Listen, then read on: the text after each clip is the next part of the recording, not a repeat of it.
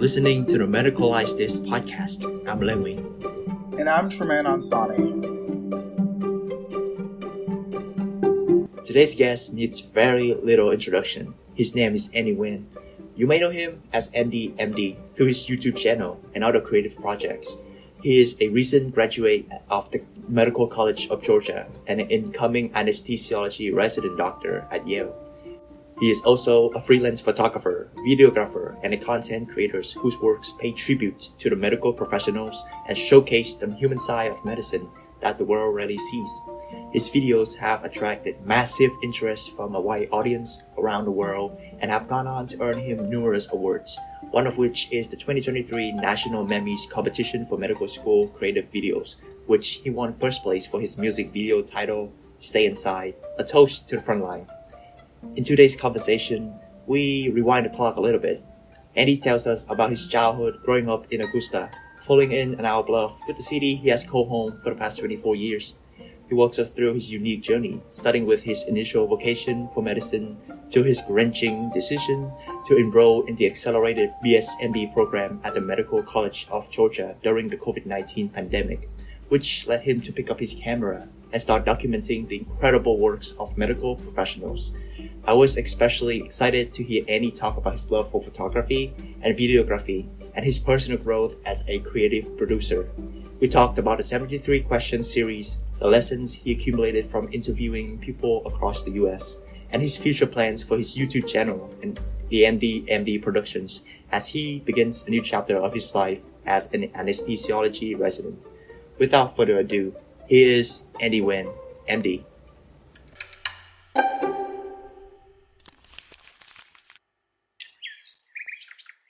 Welcome.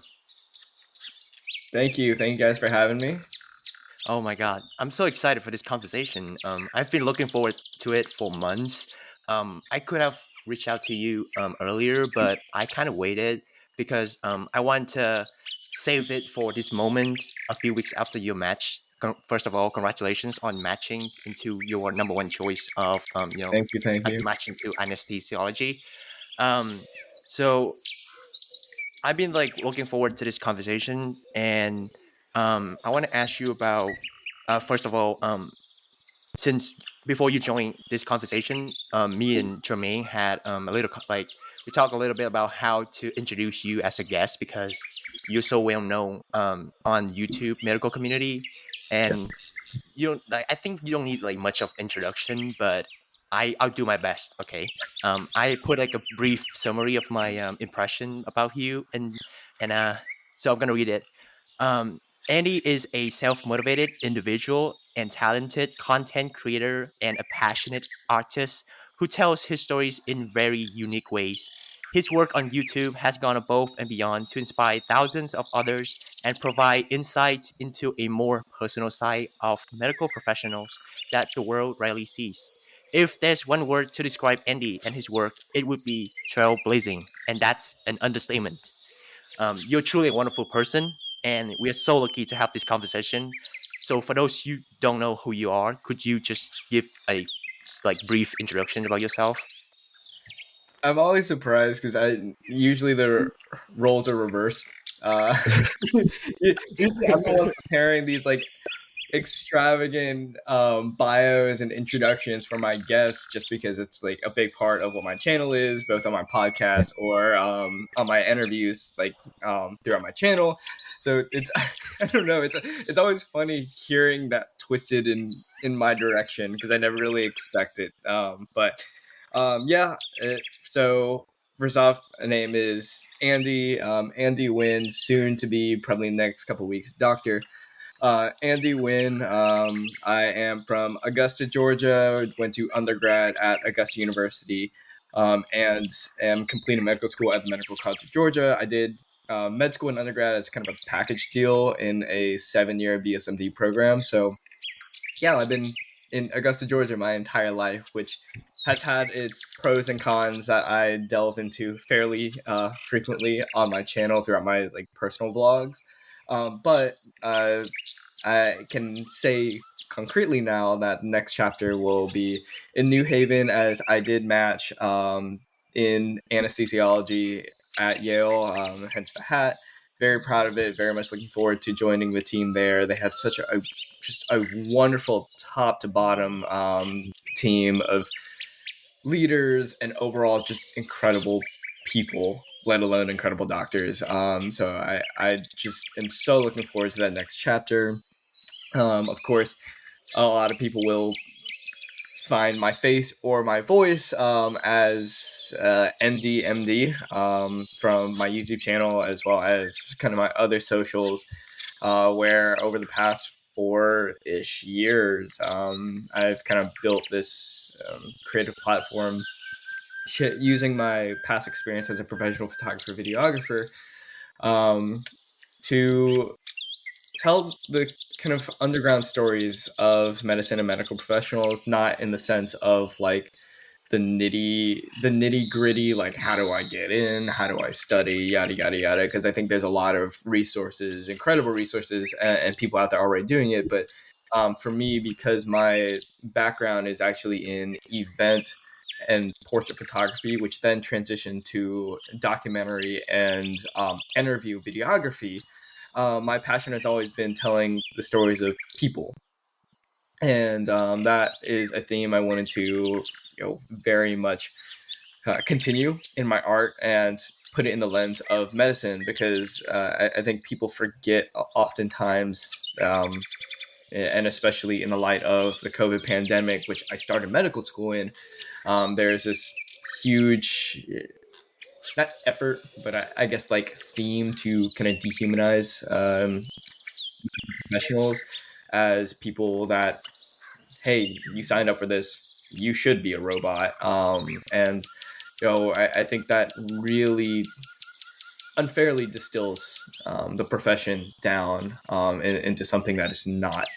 And a lot of the burnout and everything that you see all the time is the general public, and then kind of down the road, the physicians themselves forgetting the human part of a very human field. And so I have kind of learned to tell those stories in kind of my own unique way across the channel, and thankfully a couple people like watching them enough for me to keep doing it over the past several years. And that theme will still continue on as I go to residency, just will probably look a little bit different.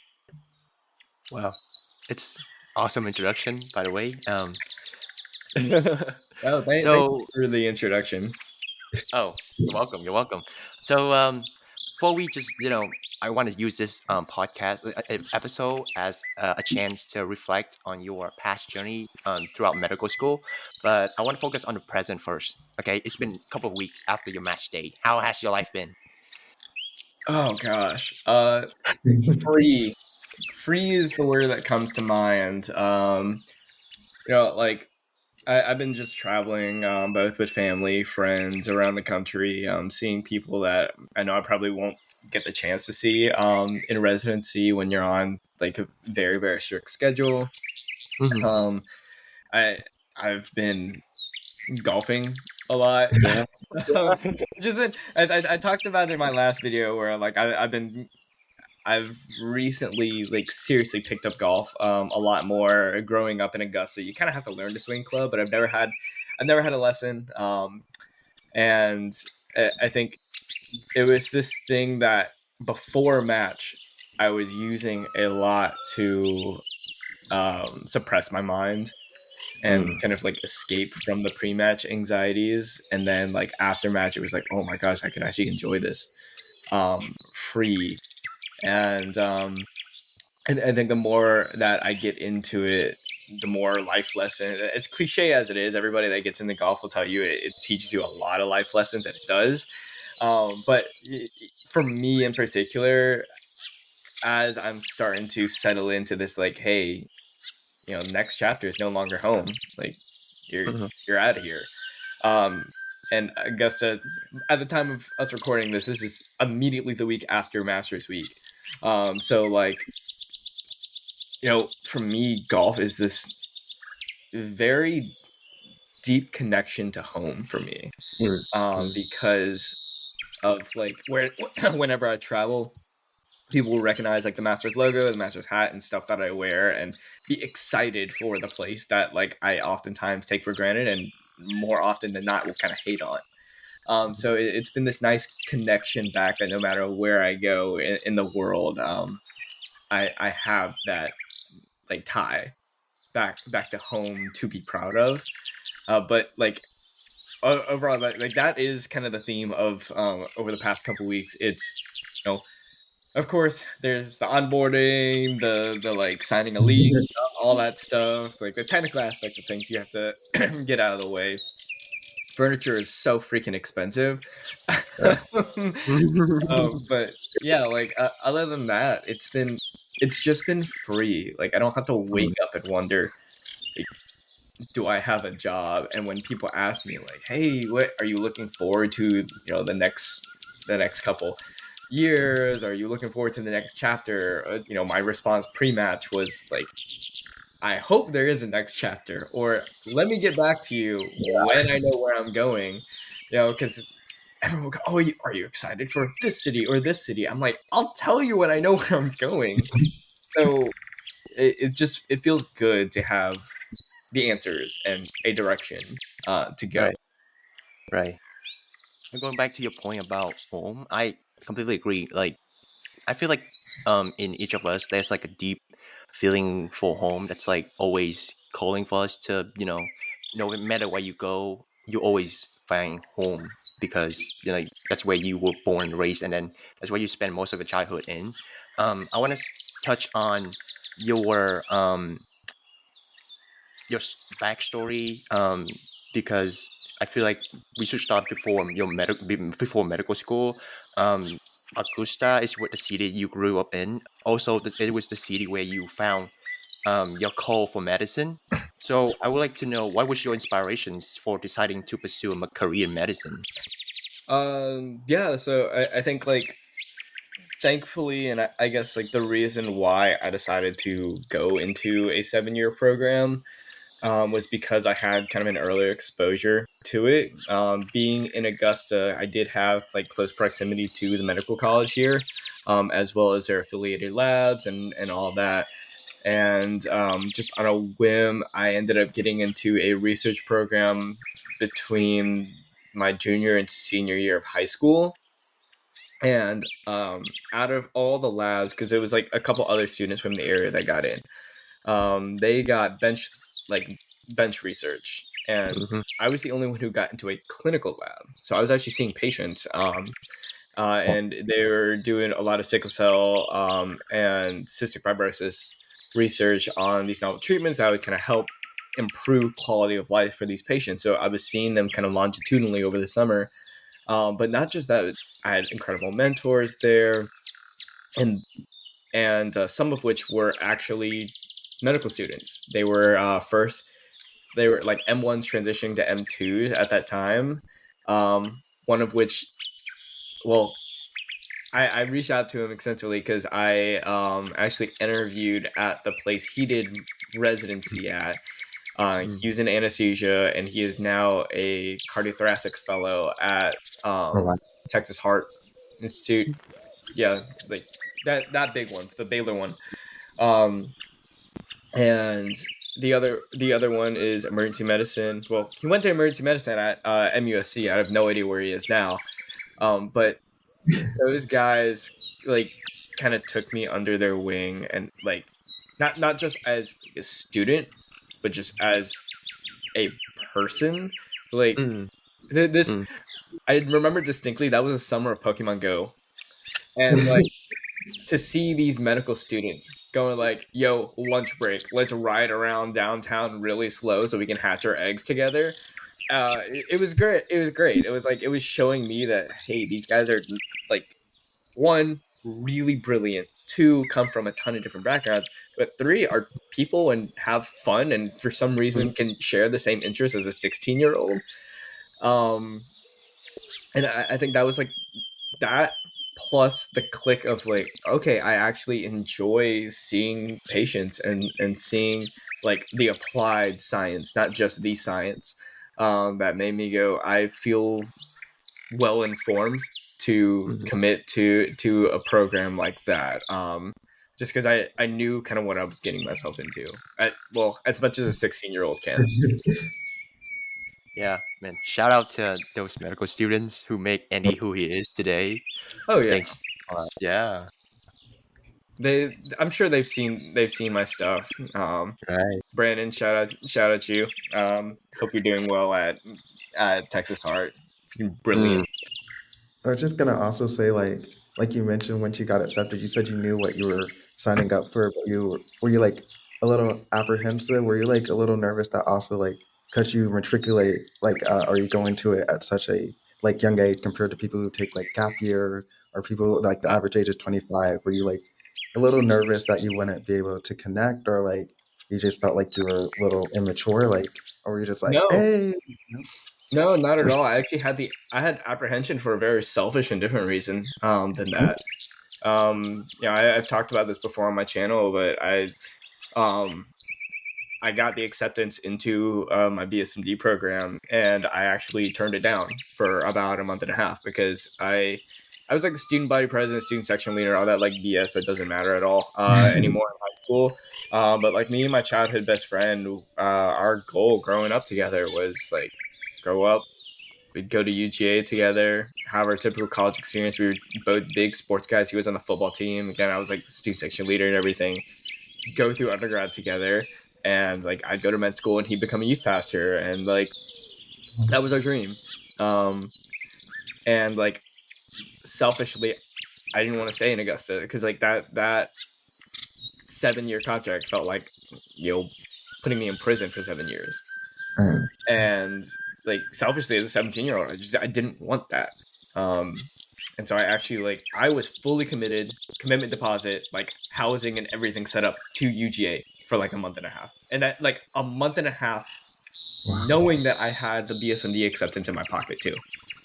And to this day I still don't know what made me switch, because the program manager kept like emailing me and calling me and was like, hey, we just want you to talk. And like I still don't know why I sat down for the meeting with her, but like thank God wherever she is right now, that she changed my life as well as 3 other people's lives in my cohort who arguably like are 3 of the most successful people in our cohort.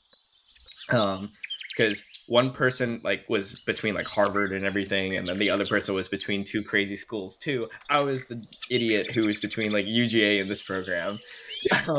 So one of the people, I know the other 2 very, very well. We were very close friends. The other one committed 3 days after the deadline that we weren't supposed to be able to commit. He matched ophthalmology.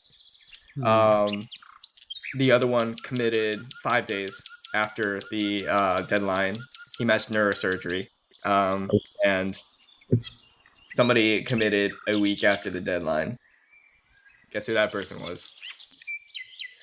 Yeah.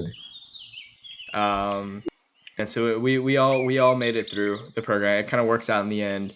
But I think going back to your original question, that was my apprehension. Not the whole maturity thing, because I started grade school early, so I was like constantly used to being the youngest person in the room. Like I was just, that's my norm. So like whenever I went to these things, I was just like, okay, this is another day. And I never felt like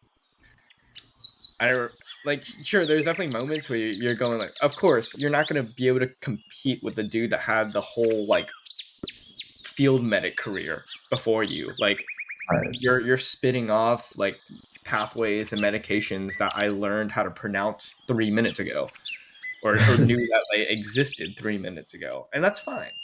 But the really cool thing about medical school is that like some child prodigy who's 18 is somehow in the same classroom as like a 41-year-old who's starting a new career, and somehow in those 4 years y'all get to the same place.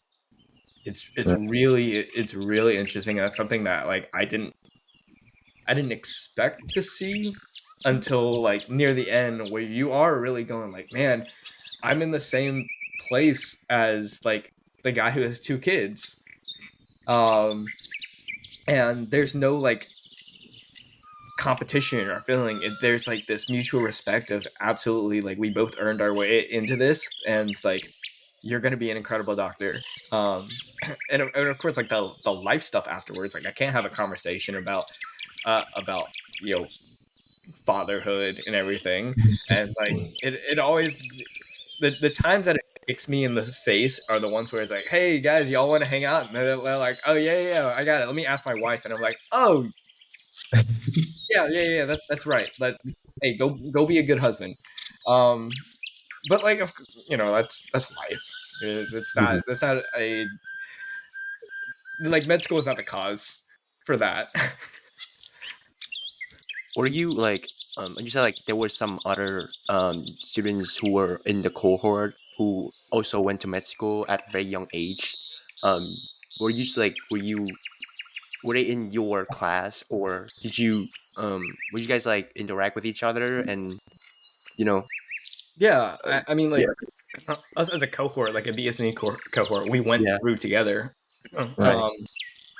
And like the thing is, when you matriculate into medical school, you're like no longer really part of the program. You just kind of like are part of the general pool. So oh okay like everyone makes their own friends. mm, Everyone kind of like finds their crew with their interests, and like we all understand there's that string connecting all of us, which is nice. Like we can Mhm. always go back to that, but like you don't have to stay mm, mm-hmm. together. I mean, even in the undergrad portion, like the most important thing I tell people, for people in that program or programs similar to that all around the country, is like please make friends outside of your cohort, because it's a very intense echo chamber if you just mm, stay within mm, it, and it's just going to stress you out. Like you need the business student going like, yo, what the hell is that? Like you need somebody to tell you that what you're doing is ridiculous, because if you just stick within that cohort, you're going to think Mhm. that's normal, and it's just going to stress you out a ton, because like when you zoom out to 1,000-foot view, like what you're doing, like trying to take the MCAT in 2 years and like taking 18, 19 credit hours a semester for 3 years straight is like is absolutely insane. But you need right somebody outside of that to like ground you in mm-hmm. in like the insanity of what you're doing, or else you'll lose your mind. And like it's not going to be healthy for you once you get to medical school and realize that like, hey, that kind of path is unsustainable. Right. That's a good point. I think you can just like you cannot just be the small fish in like the fish in the small pond. You have to like get out, be in the sea, and then see the world. Interact with individuals from different backgrounds other than your own, and then that's why you can grow intellectually, emotionally. I think that's like really important that you get that exposure to a wider, more Right. perspectives. Yeah. Absolutely. Um, so I want to, talk about the name AMD. AMD. I know it's a little cute name that was given to you by your friends from high school. Yeah. So I want to ask, in what way does this nickname Andy MD resonate with you? Has it changed over time now that you have, you will become a doctor soon? So that's MD now. I think it sounds less foreign to you, I guess. I guess I do have an idea for a scene in my graduation video that will involve that name. I guess sneak peek, but I guess I haven't really thought about how it has changed over the years, because it's kind of meant the same to me. As she visited, she is now a MD PhD student at Duke. I visited her when I did my second look to some of the schools that I interviewed around that area, and like we still talk about it. We joke about it all the time, because like it still means like uninformed support. Hmm. Like it's like this unconditional support from my friends of Mhm. like, I have no idea like if these 7 years will work out, but the people around me do.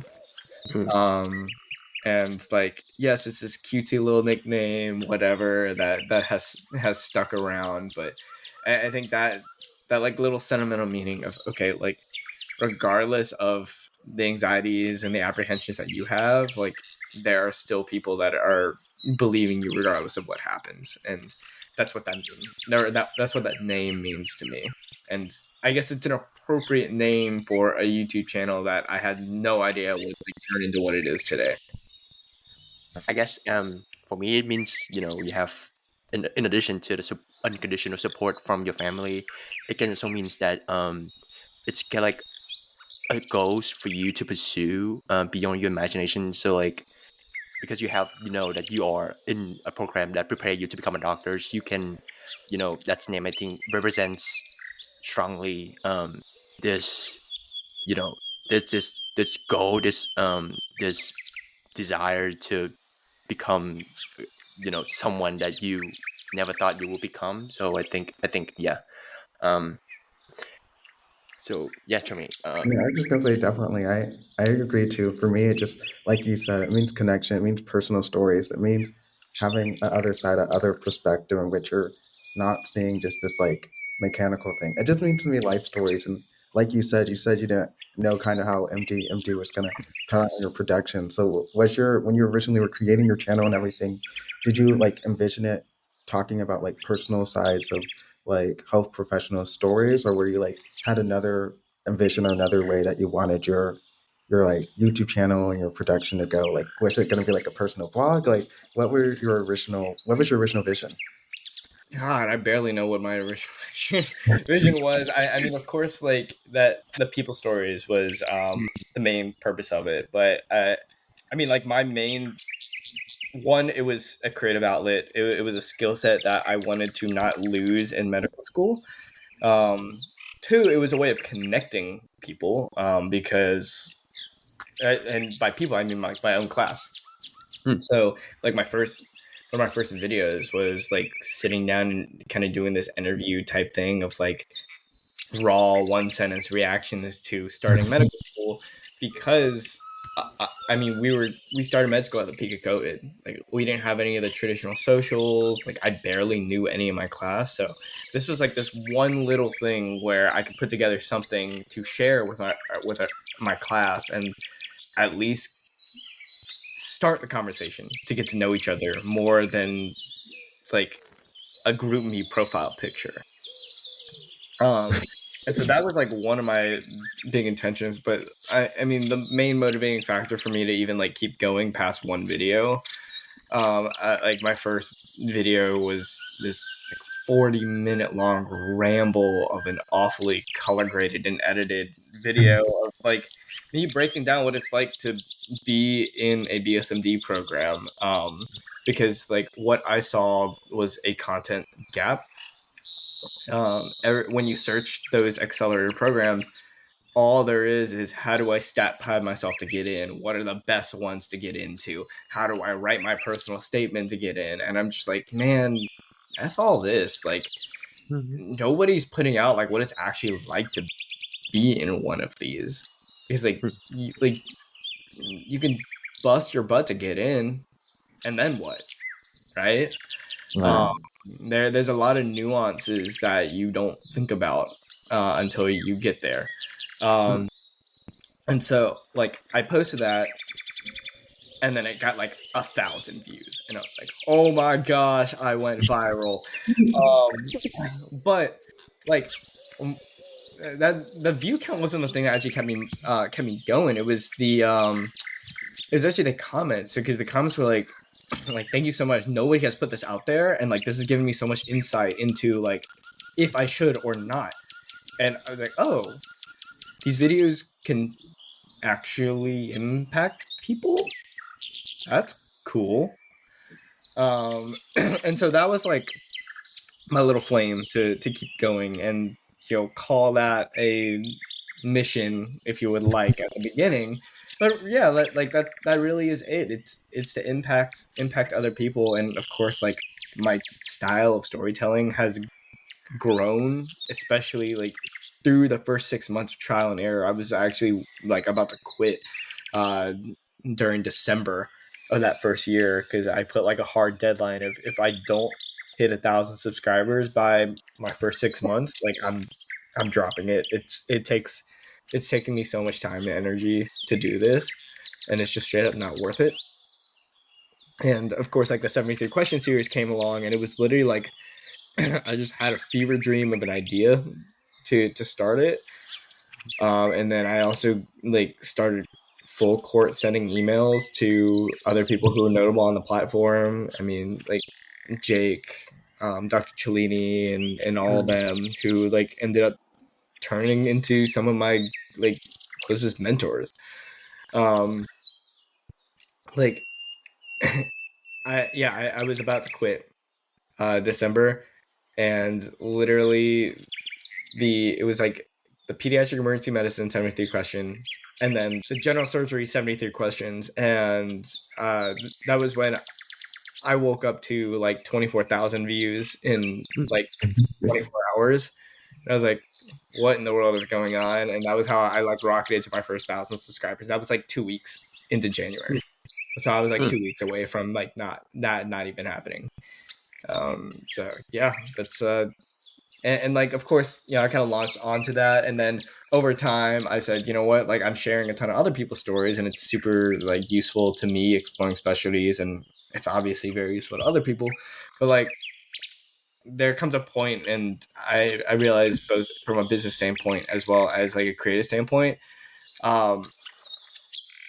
I have stories to tell too, and those are just as important to share on camera, and also just so like people to like put a face to the voice behind the camera for these interviews. And so I started doing some of the vlogs and everything, and at first I really hated vlogs. Oh god, vlogs with a passion. But I ended up like just over time by brute reps, I ended up getting better at it. I started learning how to enjoy doing it better, and I learned how to make it less cumbersome in my day, how to, you know, tastefully involve other people with it. And I mean, like the storytelling has just snowballed over the years. I pick up things from my last video. I'm like, I really liked how I did that. I really don't like how I did that. So we're gonna move forward. Either that, or I accidentally do something really well, and I'm like, ooh, that's really efficient and really good and entertaining. Let's do that again. And like it evolves. I think a lot of people, like, you know, Colin and Samir, one of the biggest like creator YouTubers, have like their tagline is press publish, because like that's really how you get better at storytelling. It's just like screw it, hit upload. They're not gonna be great at first. Everyone knows that. You look at Mr. Beast's first couple of videos, they suck. But you get better over time because you learn by doing. And I mean that's residency in a nutshell. But like it applies to all areas of life as well, and YouTube is and no, not even you, just like creating as an artist as a whole has the same mantra. Yeah, man. I mean, you know, I think yeah, you are a glaring example of be the change you want to see in the world. Just starting from like, you know, you want just to like put something on there because there's nothing there was not like there was nothing have been done before you A did content that. gap. And yeah, this content gap, and then like you said, it's not going to be easy in the first place, but you know, some people might think like, oh, they need to be better at it before they can put on their first video, but you just have to learn as you go. There's no way that's the perfect moment to do it. Just do it as you go, and then you will become better. And also, I think it's so also rings true that you just have to like keep doing it, and then there will be sacrifice. There will be a lot of, you know, stuff that you have to do, a lot of work. But also like it's worth it in the end. I think, and also like you said, because of your background in photography, it also helps. So I Yeah. want to ask you about like you know what sparked that interest in you in photography in the first place, and um yeah, in general, what do you love about photography? Yeah. Oh man, I mean, sorry, kind of going back to like I was a student body president, student section leader, all that. Like that's how I got into it. It's like 15, 16 years old, because I like was in charge of kind of building hype for these events, the games, and kind of like heralding that. So I got into event photography, like picked up my dad's Canon Rebel T1i that doesn't even have autofocus. Just, like the most beginner camera that you can get. And I was like, okay, let me see if I can take some cool pictures like during the games and everything to post around and like get people excited to come to these things. Mhm. And like over time you learn how to kind of capture raw emotion and like those are the things that made me fall in love with it, because it's like it's capturing a moment and all the emotions surrounding that. And like if you can make the viewer of that photo or video feel the same way that you did like when you were taking it, that's how you know that like you did a good job. Mhm. And so I got into that, and then I started doing like all the stuff for the Red Cross because I was part of like the youth board here, and like kind of that started delving into just taking over the media stuff for different organizations. And then when I went to college, that's when I got into more of the videography side. Um, be, like, because I started delving into, you know, your graduation shoots, your engagement shoots, all that, which is like, it's all good. It's all fun. Mhm. And then my college ministry, kind of like brought me onto their media team as like the event photographer, but then we needed like extra hands doing like videography. So I kind of got like roped into that, and I went, you know what, this is kind of cool too. I suck at it, but this is like a whole different side to the camera that I never really experienced. And you know, I like the both kind of ping pong back and forth from each other. So like the skills that I picked up as a videographer made me a better photographer. And then like when I would get burnt out of photography, I'd come back to videography and go like, Mm. oh wait, I'm applying a lot of the things that I learned over there to this craft, and like I got better in that aspect. But you know, you're starting to see the centralized theme of like taking like I'm capturing moments of people and emotions of people. Mm. Um, and I think that's what I fell in love with as part of the craft. Because I know like people love landscape photography. They like product photography, street photography. I've dabbled in too because it kind of like fits in my realm as well. But like you have to learn what your core is, what message you're trying to convey, and for me, that's always been the stories of people.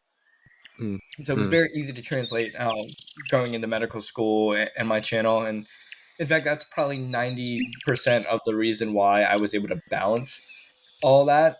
The hardest thing for people who are like starting out as an M1 going, I want to start a YouTube channel, or I want to like, you know, be this creator surrounding YouTube or everything. I'm like, do you have any experience like editing? They're like, no. Going like, Mm. hmm, you need to learn that, because like for me, my workflow was already set. My file organization already set from all the years of doing it before. So like now it was just like, how can I focus on the storytelling aspect of it? How can I make it look good? Um, whereas other people are a little bit shaky on it, and that's like the biggest limiting factor there, because they get home from all their studies and go like, oh my god, I have to like edit this video, and my edits take 5 hours to do. For me, I was like, I can knock out a full vlog from like start to finish in less than an hour and export and be done with it. So like for me, it was very easy to crank out like my Anki cards and my practice questions, my lectures and everything, and go like, all right, hour, let's do this thing, Mhm. knock it out, get it uploaded and scheduled. Either that, or I'll like front load all my work like school wise, and then I'll leave myself a couple like weeks to just be like, all right, let's play around, let's do some content and have things scheduled for weeks to come. Mm. But like that editing aspect and that background is like what got me through all of it.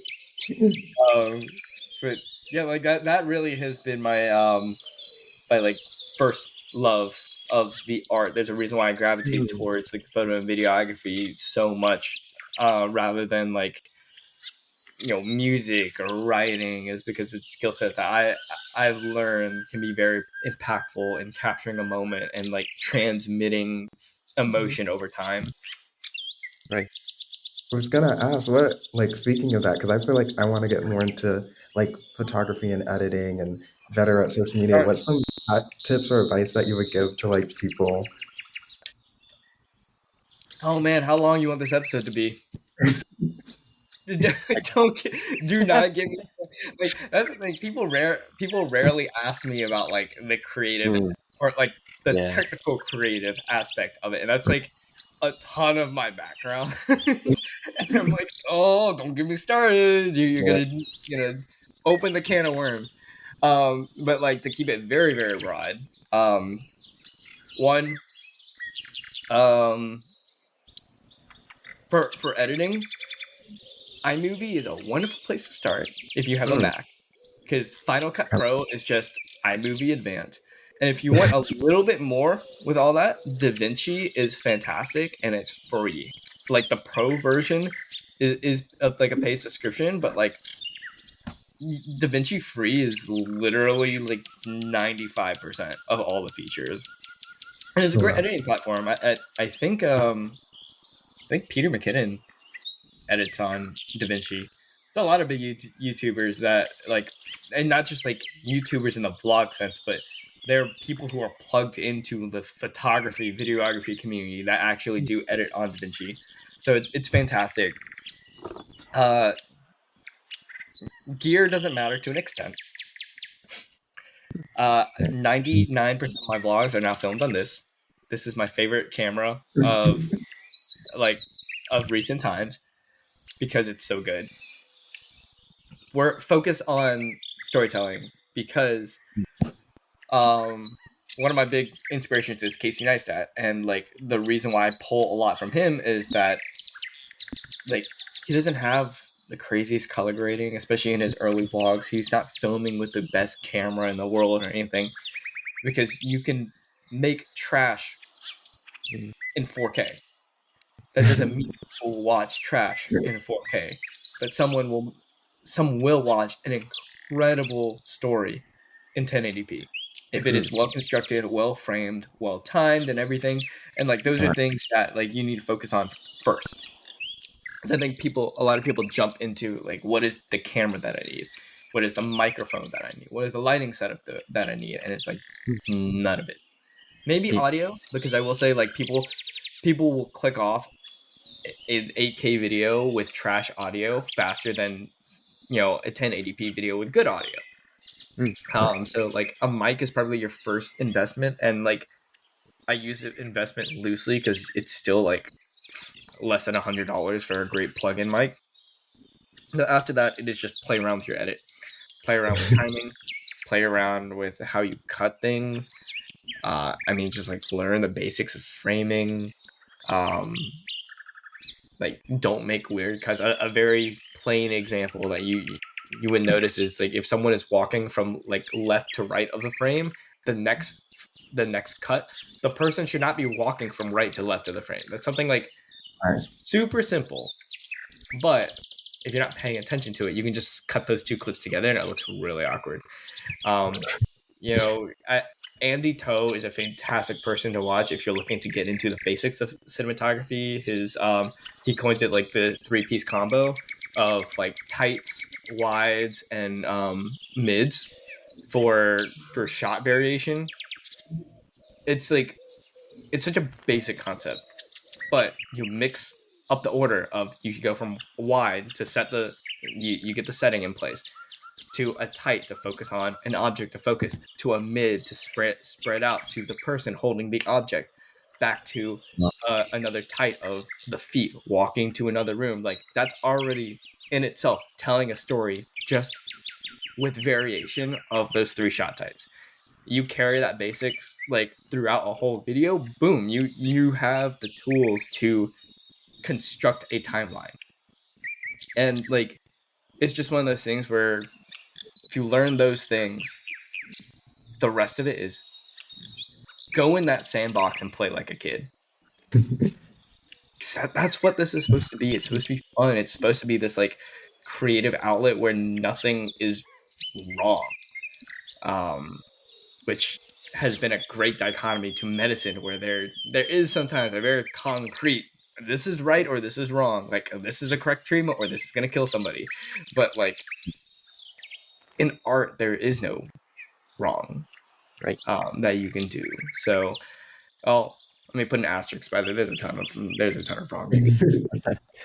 In general, in a very positive light. It's a much more freeing medium. So, those are like kind of my resources. I don't know if I even helped at all. I It just definitely helped. get excited to talk about that side of things, because like I could dive into all the equipment and settings and all that stuff that I do, but no one ever asked me about it, so it's fine. I'll keep it to myself.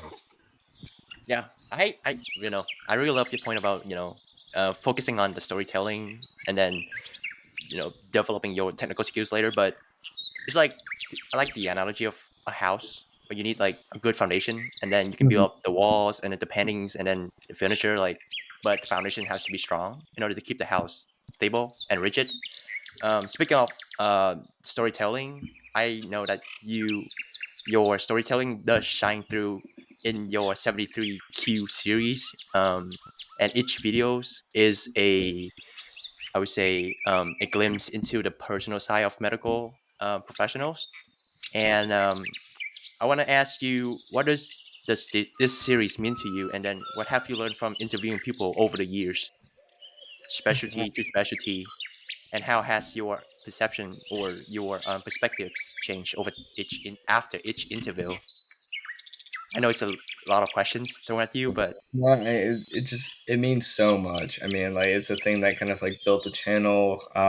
It's a thing that like at a time that no medical students could shadow even. mm, It helped me explore the specialties along with other people that mm, saw the videos.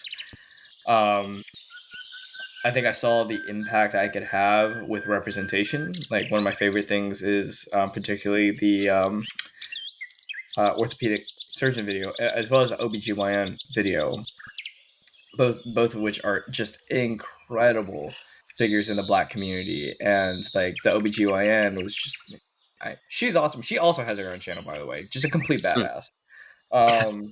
But like the orthopedic surgeon one as well, he's a Nigerian immigrant, like just this absolutely juice dude, but the kindest soul. And the comments that I saw in that video was like, thank you for putting this up, because finally I see someone that looks like me in the field that I want to become. And therefore, like, now I have the motivation to take the MCAT for the third time, apply for the second cycle. And like that those are the moments that I'm like, that's impact. yeah, That's what these videos are doing, more than anything else. And of course, off camera, like a part of my routine with like portrait photography is I learned to make them feel very comfortable, enough to, in the 5 minutes I'm setting up, enough to share probably very intimate stories about their life. And so that's why I normally film them in these people's homes, to make them feel more comfortable in an environment that is very familiar to them.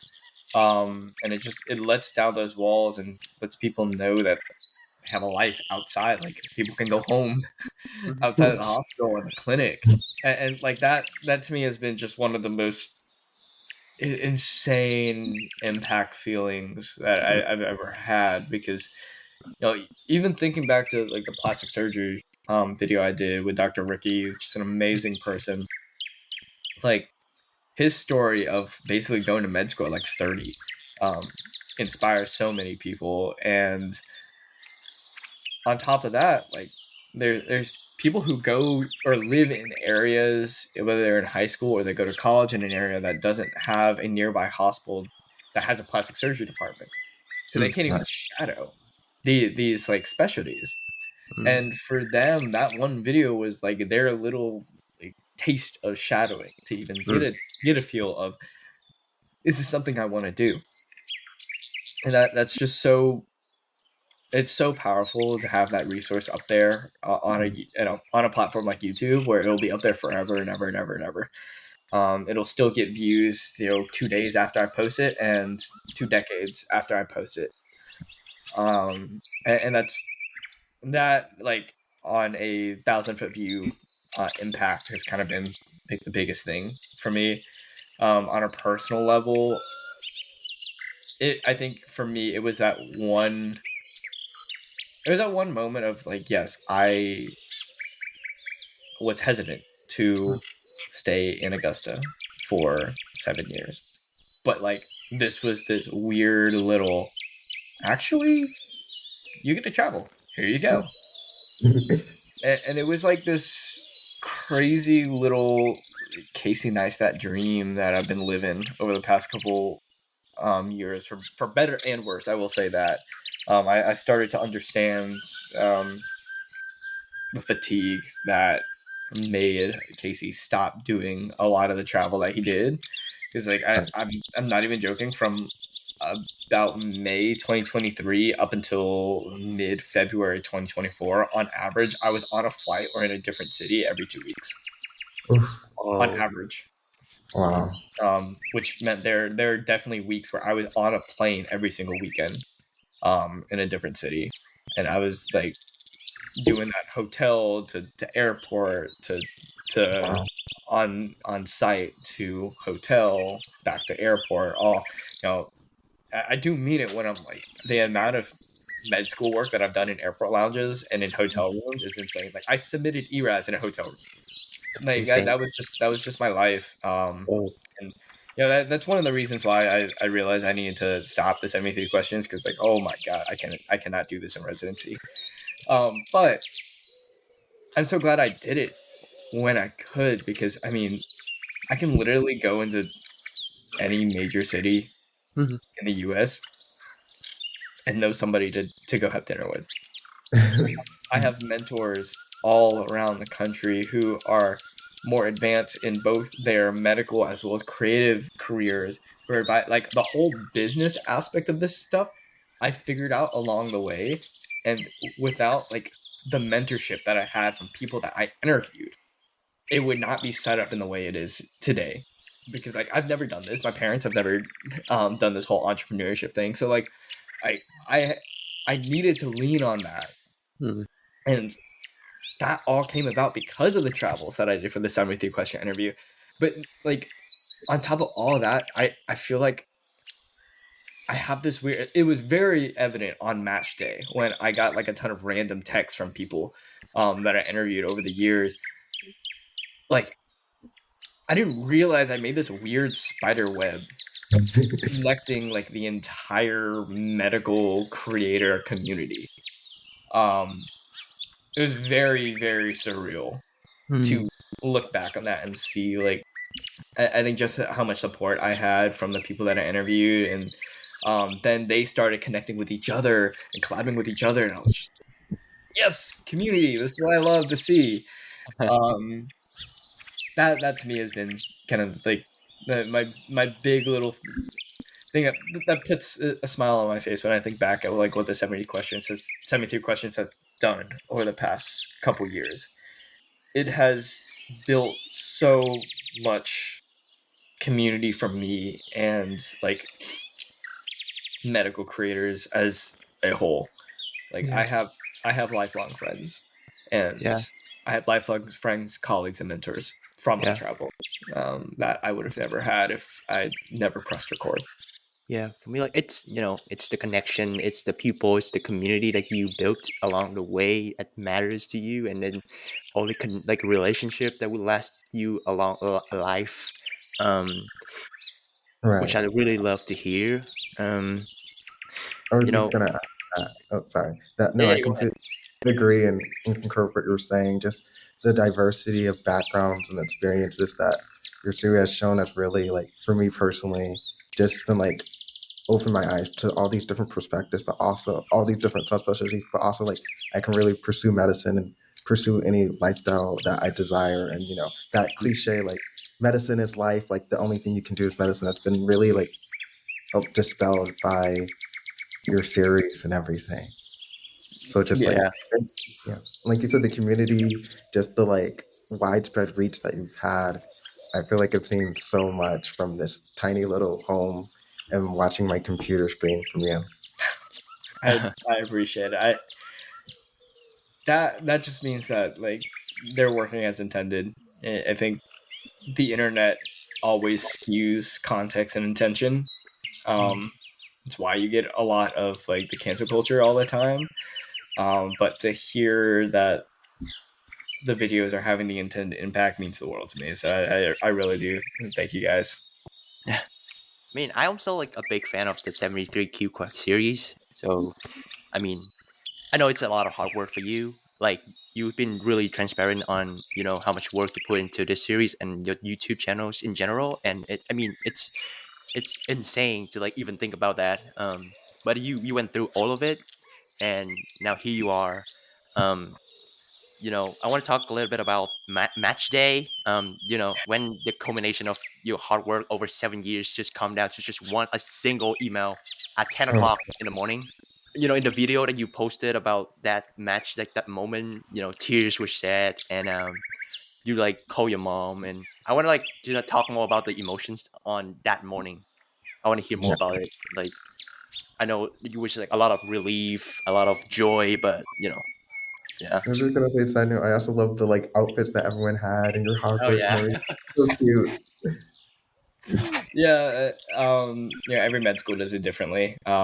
Ours like does the whole dress up deal, which like I have mixed feelings about, but it's fine. Um, yeah, that because like genuinely, I would have been happy anywhere on my rank list. I just Mm, needed to know that I had a job, and yeah. that's like one of the most nerve wracking things ever. Ask any anesthesia applicant this year. Anesthesia was rough, like, Oof. and that is the theme. It is getting more and more and more competitive. I think like this year was definitely one where like you saw a big little like in the graph. But I mean, with that being said, we all know the email's coming at 10. I stayed up late that night, basically going like, I want to limit the amount of consciousness I have between the point when I wake up and that email comes out. Like I do not need to be waking up at 7 o'clock, and just sit there for 3 hours. Oh yeah. So I like intentionally stayed up late that night, and like it's a cruel system. Yeah. I'm beating a dead horse because like everybody knows it's stupid. Like there's so many people in my class that deserve, like just in my class, that absolutely deserve to have a match that did it. Like and it sucks because that it all comes down to that email. And that's why it's relief when you get it. Right. It's relief that you kind of beat the game. Mm-hmm. At the end of those 4 years of grinding, of CV building, of interviews, and all that, you beat the game. And that is a very freeing feeling because I like. My mom was super nervous for Friday, which is like the where do I match. I was like, I don't give a rip about Friday. All I care is Monday. Less about Friday. Just tell me I have a job. Yeah. And that was that like outpouring of emotion was all that pent up, and it was like all of the all the people supporting you before going like, are you excited for it or are you excited for the next place? And me always having to answer them like, I'll tell you when I know, or I hope there isn't like you see like I was so tired of answering people like that. Mm. And so that Monday was like, it's over, it's definitive, Mm. I have a job, Right. awesome, Right. and that was the feeling, really. And I know like everybody's situation is different, right? Friday for a lot of people, especially people who are couples matching or like are wanting to be in a specific city for a partner, for family or whatever, like Friday is the one where they're like terrified. Mm. But for me it was the opposite, where I was just like, I want to know that I matched. And then Friday is just pure celebration. Wherever we go is where we go. Yeah. and thankfully things went well. Of course, like there's a much deeper story behind my decision. I think people get very much wrapped up in the name Mm. of the program, but that's not at all why. That's not even close to why I decided to rank them as highly as I did. Mm. And I actually do touch on that in an upcoming podcast episode, which I don't know when this will be out, but it's coming out this Sunday, so it'll probably be out before Nice. this is out. Yeah, like it's a very interesting time for medical students, just because like, you put in so much work and time and effort and blood, sweat, and tears, almost literally, sometimes literally, for this 1 week, and you hope it goes well for everybody. Yeah. But unfortunately, like the statistics don't lend itself to. So I definitely found myself struggling to celebrate throughout the week because our class had all these socials and like fun events put on, and I was like, there are people that I care about very deeply that need to be here celebrating right now that are not. Mm. And like I understand there's this divide of like you need to be able to celebrate yourself, your accomplishments and everything. Like you can't like feel guilty for celebrating versus other people, but like that didn't prevent me from feeling that way. So I know it works out for everybody. I know for a fact like it has worked out for everybody that had to scramble. And I'm so proud of them for their resilience and everything. But it I'm not going to be the only one to say like that shouldn't exist. Period. Every medical student graduating should have a job. Right. And I mean, it's natural of you to feel like sorry for those who didn't match. I mean, it's a tough game to play in the first place. Even though like I don't have much knowledge about the residency algorithm because I'm just a pre-med, but no one does. Yeah, no one does. But you don't even do.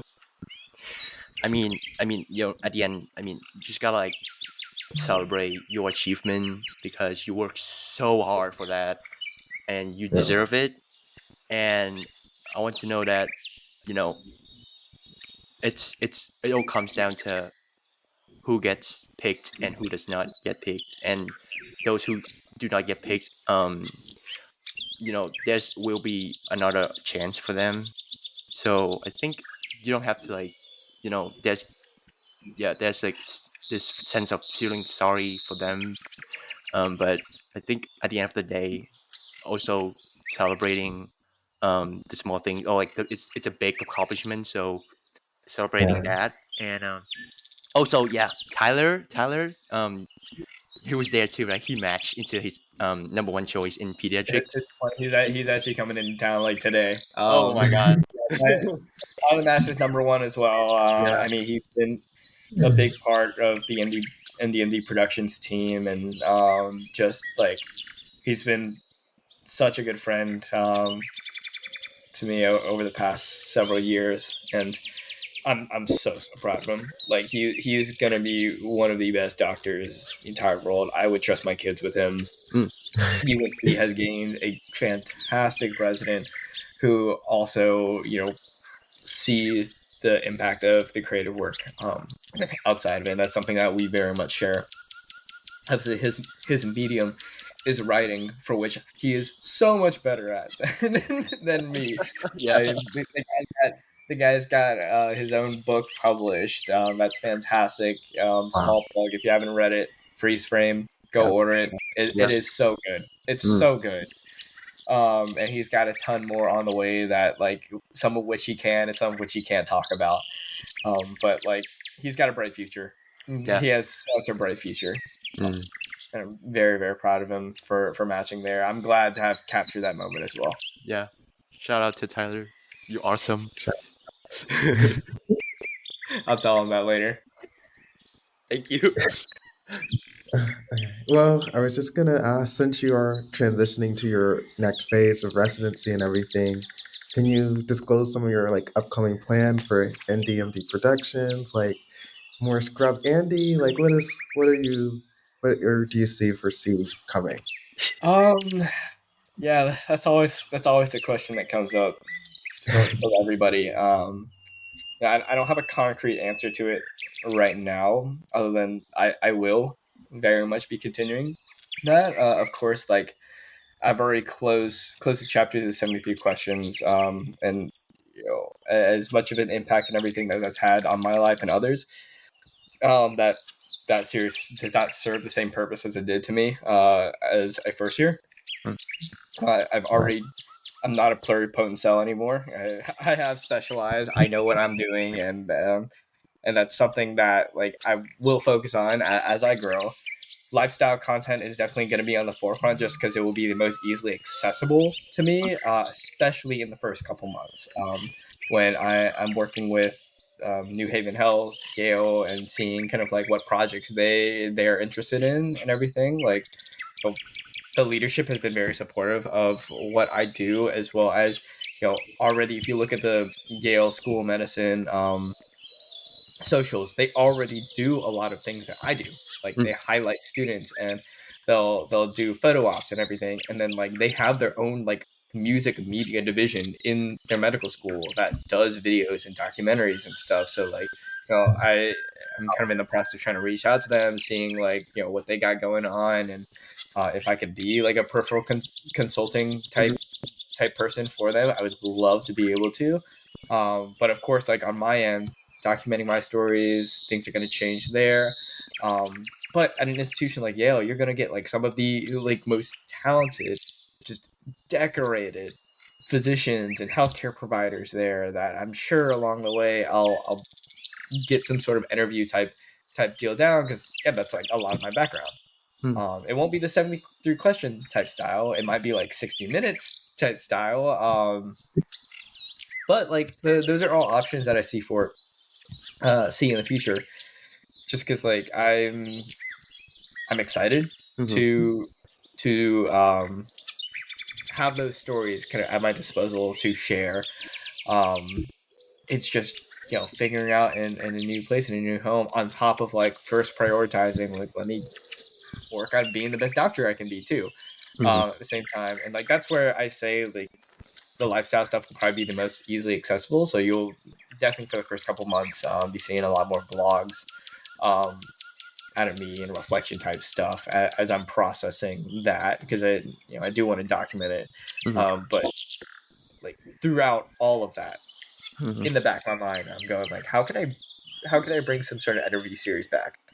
Um, and again, it won't be the 73 question format. It might be something similar, but I'm still brainstorming in that regard. I'm wrapping up my last 3 episodes of season 2 of my podcast. I will be, finding a way to get a season 3 together. I've already talked with my partners, and that's already on the table. It's just a matter of you guys, or like you as in me, tell them when to get Mhm. started. Like I will have to assemble a little bit more equipment Mhm. up there, and with limited space, that will be a challenge. But that's all like media work. It's how can I cherry rig a setup out of like what I have. So, um, yeah, that's a long-winded answer to say things are very much in development. But those are the concurrent themes that I will take with me over the next couple months. Um, that you will probably notice doesn't stray very far away from the theme of telling people stories. Mhm. So to wrap up this episode, I have two reflective questions. Um, First question. So I watched your video. It's titled "Dear Dr. Nguyen, MD, a letter to my future self." It was published on July 26, 2020, when you were about to start med school in less than 24 hours. And those messages, I have it here. I can read them to you.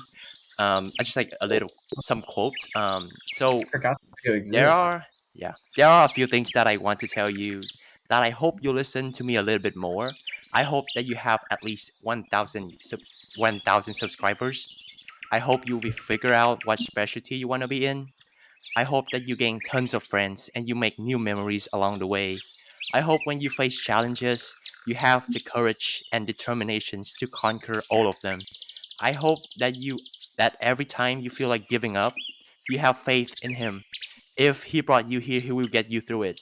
I hope you'll be able to get back up and take the next step, not seeing what it is there, but knowing that it would be.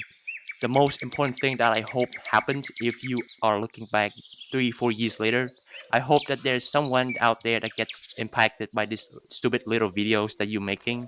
I hope that someone needs to hear it, or maybe you need to hear it from your past. So, question for you: if you could travel back in time and tell that yourself 4 years ago, what message would you give him? I forgot that video existed. Holy wow. God, reading that out that's an experience.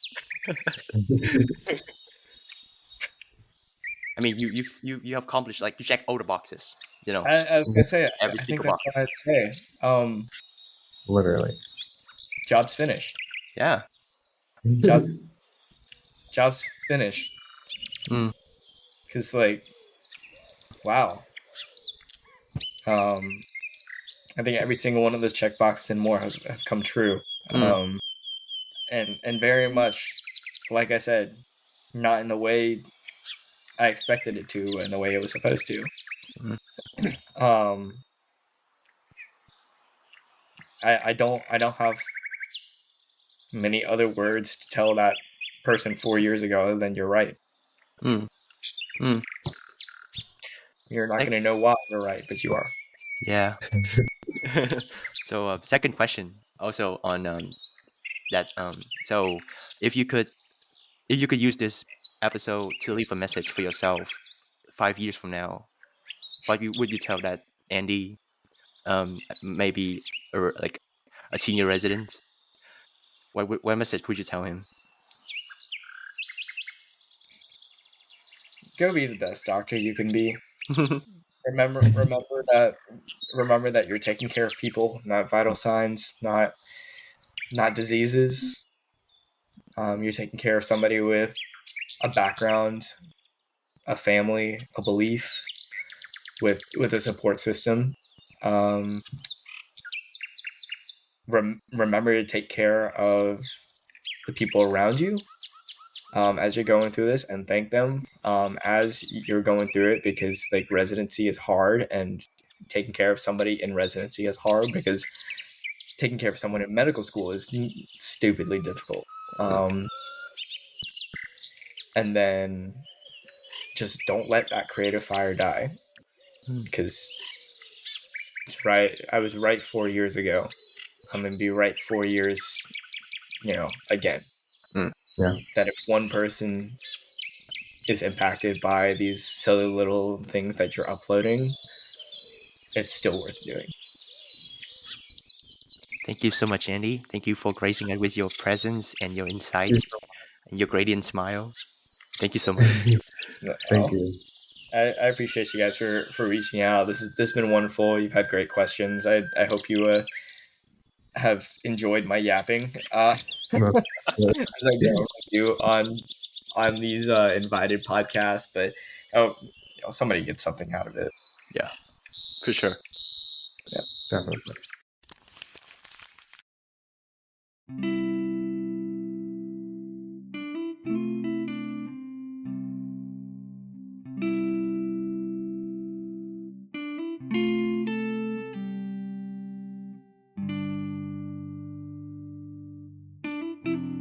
Thanks for listening.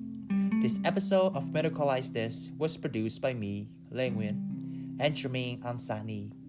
Special thanks to Kayla Wong, our editor-in-chief, for giving this episode the best shape possible. Our original theme music and additional music come from Blue Dot Sessions. If you enjoy the show, please help others find us by telling your friends about us, posting our episodes on social media, or leaving us a review and rating on your favorite podcast app. I'm your host, Lê. See you next time.